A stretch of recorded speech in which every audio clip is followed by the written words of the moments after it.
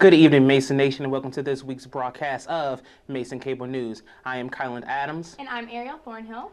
Ariel, how's your week going so far? Well, I actually had the pleasure of sitting down with ABC 7's Leon Harris, and I got to interview him. He's a news anchor in D.C. It was really exciting. He gave me some great advice on how to kickstart my career as a news anchor. That's great.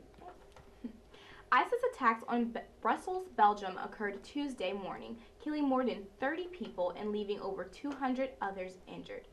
ISIS officially claimed responsibility for these attacks and stated Belgium was targeted for participating in the international coalition against the Islamic State. Two explosions occurred at Zaventem Airport around 8 a.m., and a third explosion was set off at Melbeek metro station near the European Union headquarters. Two of the suspects were captured on camera, and it is highly likely they were suicide bombers. Belgian police are conducting a massive manhunt for the third suspect. Suspect bomb maker Najim Larouki is believed to have died in one of the blasts at the airport. He is also wanted in connection with last year's attacks in Paris. The names of some of those killed in Tuesday's attack have been publicly identified. The airport has remained closed today, the metro is running on a limited basis, and schools are open in Belgium. They've called on the EU to meet and discuss these attacks in the near future. This week, President Obama made a historic trip to Cuba in an attempt to open international relations with the country. Obama is the first U.S. president to visit the country in 88 years since Calvin Coolidge did in 1928. And his planning was highly strategic and secretive. President Obama's televised meeting with Raul Castro on Monday emphasized the different ideologies the two leaders have on human rights and democracy. While both agreed to work on rebuilding the relationship between their countries, Tuesday, Barack Obama directly addressed the Cuban people in a speech broadcasted across the country. He called for democracy and challenged the communist government of Cuba. While this meeting was not designed to bring about immediate change, it monumentally opened further relations with the Cuban government. Speaking of further relations with Cuba, on May 1st, the Carnival Cruise Line will start sailing from the U.S. to Cuba out of Miami for the first time in 50 years. The Carnival Corporation announced this news in the midst of President Obama's visit to Cuba on March 21st. Cuban officials have approved the first cruise ship, Fathom, to make stops at Havana, Cienfuegos, and Santiago de Cuba. The purpose of the 704 passenger ship is to provide educational and humanitarian activities such as visits with Cuban artists, farmers, authors, and tours of Havana. Cruise critics say this new line of travel could open more communities and opportunities for cruise trips to travel in the future. On Friday, March 18th at approximately 6 p.m., residents from Northern Neck Dormitory Hall began to report water leaking from their ceilings. This leak traveled from the 5th floor down to the 1st, impacting some of the rooms on the east side of the building.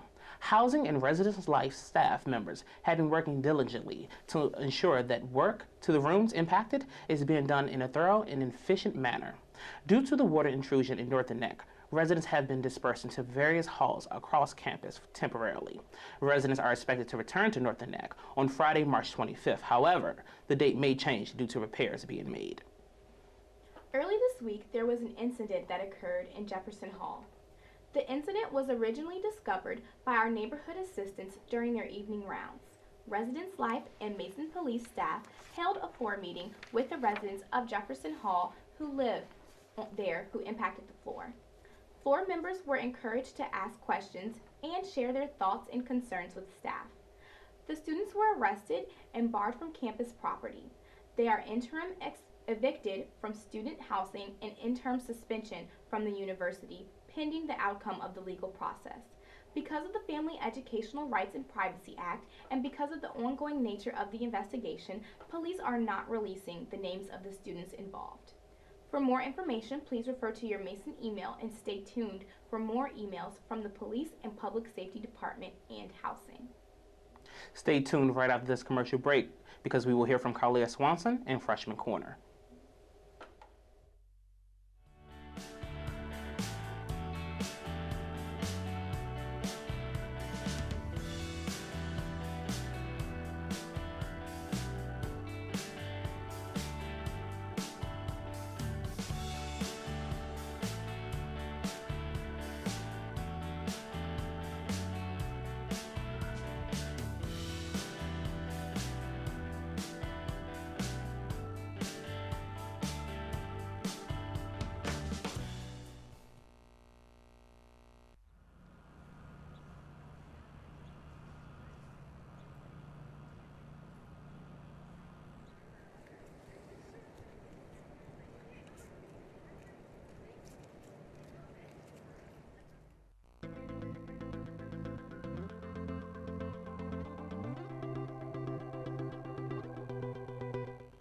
is Carlia Swanson with Mason Cable News, and it's time for the Freshman Corner.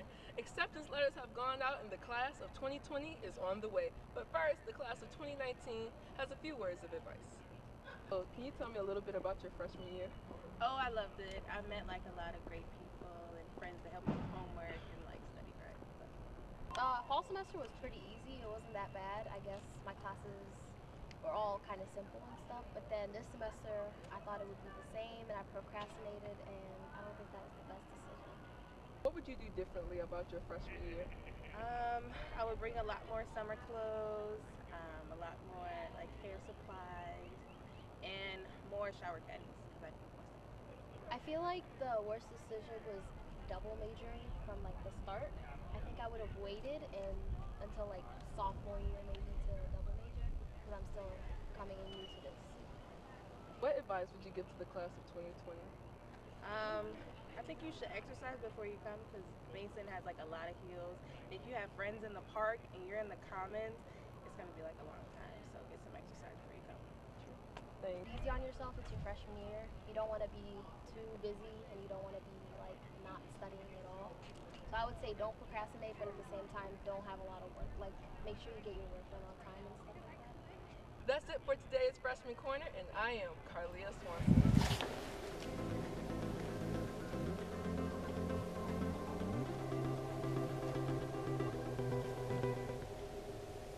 Off-campus Student Appreciation Week kicked off yesterday with a breakfast for students and will continue for the rest of the week with fun events to keep you stress-free.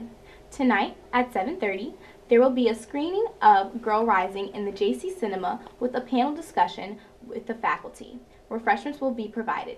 The rest of the week, there will be an off-campus housing fair, high five for off-campus students, free games and giveaways on March 26th, and ice cream bar in the corner pocket on March 27th.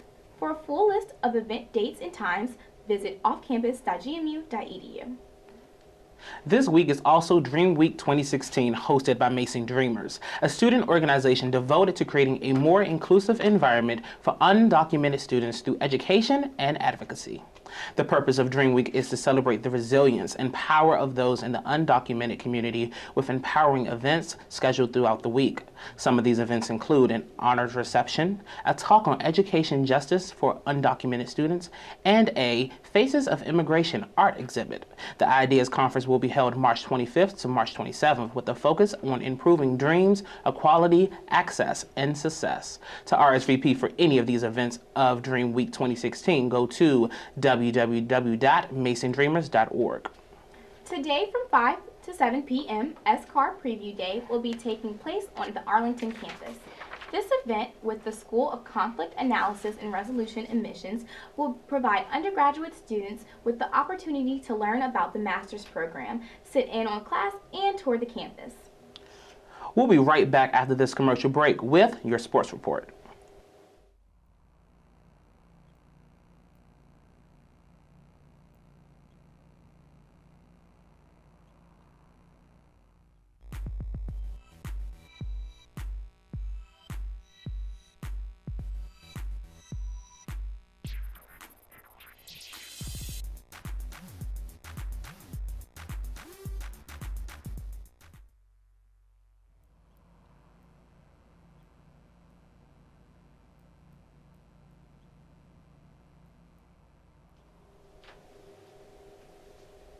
The men's golf team played in the Seahawk Collegiate in Wilmington, North Carolina. The team was led by sophomore Eric Edwards, who scored a 76 and 79 in 2 individual sets of 18 holes.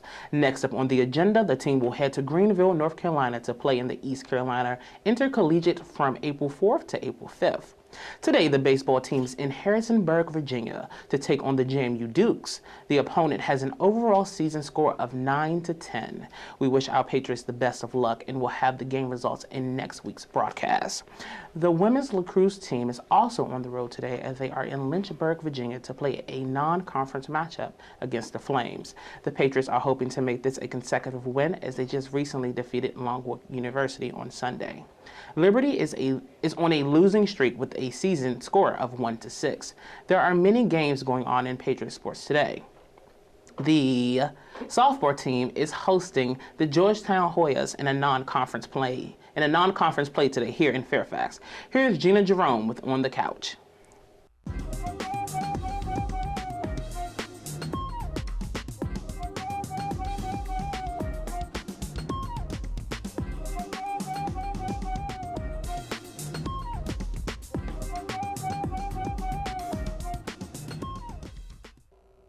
Hello, Mason Nation.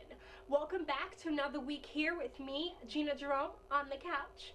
Once again, I'm very excited to be your source for entertainment news nationally, as well as in the DMV area. So, kicking off our first entertainment news story of the week, clear your Friday night because on Friday, March 25th, the George Mason National Panhellenic Council presents their annual NPHC Step Show. This event will feature performances from different fraternities and sororities, along with performances with a few special guests. The show begins at 7:30 in the evening, and ticket prices are $10 through March 24th, and they go up $5 to $15 the day of the show. So get them now before prices go up, and I hope to see you there because I'll be sitting in the front row. But in entertainment news, performer and actress Kelly Rowland says the entertainment industry needs more chocolate girls. At a panel at South by Southwest this past St. Patrick's Day weekend, singer Kelly Rowland told the audience about the importance of dark-skinned women's representation in Hollywood. The former member of Destiny's Child told visitors at the festival that she's looking to give those who look like her representation in her new reality show, and it will be all about female empowerment. In response to a question about Rowland's views on whiteness in the entertainment industry, the singer said, and I quote, "One of the things I looked first was chocolate girls, because I believe it is important for my niece that she has to see more chocolate women." End quote. Now with Rowland's show Chasing Destiny, produced for Black Entertainment Television, also known as BET, the Motivation singer aims to represent colors, light and dark alike. Last but definitely not least, there is one thing that people cannot stop talking about this week, and that has to do with our favorite family that we both love and hate. And the Kardashians are being sued. Khloe, Kim, and Kourtney were sued on Monday, March 14th by an investment firm seeking more than $180 million over their ill-fated beauty line. While the Kardashians are originally partnering up with Boldface in 2012, launching a makeup line called Chroma Beauty, with a K. But the problem was that a year later, a judge blocked the company from using the name Chroma. It's okay, because the Kardashians soon changed their name to Kardashian Beauty, but Boldface started tanking. Well, but a savior stepped in, and that was Hilaire Capital Management, who bought out Boldface and sunk $10 million into that business. But Hilaire now claims that the Kardashians are not holding up their end of the bargain and are blasting the virtues of Kardashian Beauty to their millions of followers. But Hilaire wants his $10 million back, plus what they would have made, and that is up to $180 million. Wow. Well, it has been a great week full of infotainment, Mason Nation, but you better be sure to watch me right back here on the couch next week. And remember, sooner or later, it will be final time, so I hope you guys are cracking open those textbooks and studying. Once again, this has been Gina Jerome right here with you on the couch. See you next week, Mason Nation.